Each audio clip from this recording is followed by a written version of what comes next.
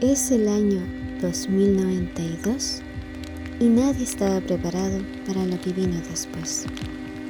Tal como la cordillera que miramos, pero que no vemos.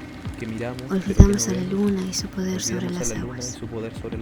No pensamos que su cara manchada le diera ritmo y ondas al mapocho. Nos chorrió desapercibido e improvisadamente presente. Ahora ese río va buscando su brazo perdido. Mueve sus dedos ausentes y con ellos entra a la ciudad. Lento, pero sin posibilidad de detener su orgullo de nunca haber sido transparente, raras veces azul. Sobreviviremos a las aguas, como en un PEWMA.